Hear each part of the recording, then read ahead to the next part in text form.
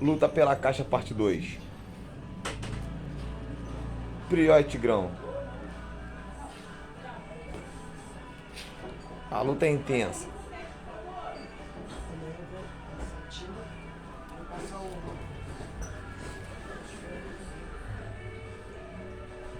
E Tigrão consegue entrar na caixa. E Tigrão é o novo dono da caixa. Mas as dele não quer, ele só quer a luta.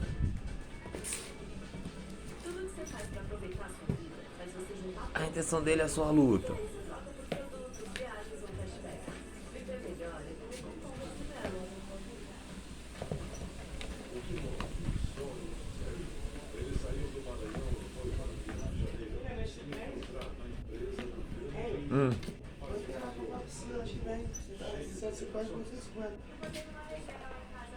Acho que vem 90. Uhum. Vai comprar uns 2.000 litros. Acho que dá.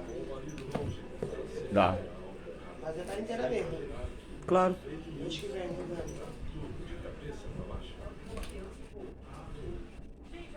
É, no meu próximo pagamento agora.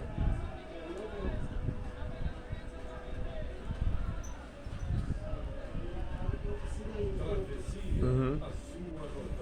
Eu acho que é mais as cantadas, né?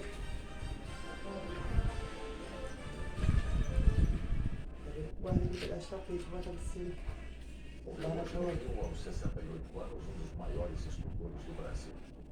Quase 40 anos de carreira, Ângelo Venosa criou obras surpreendentes.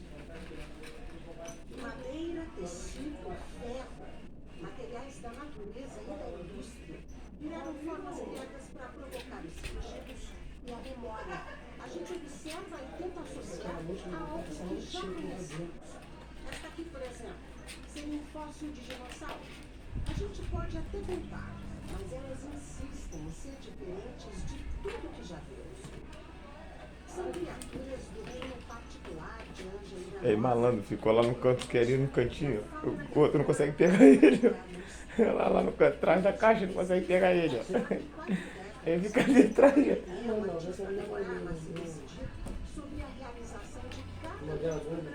das estruturas gigantes. Deixa pra dezembro. A desenho de cima. Não, depende. Se eu pegar alguma coisa do 13º, o 13º eu quero na... É 90? Esse é 90? Sabe de onde era mais também? Não, eu vou dividir com você o que eu pegar.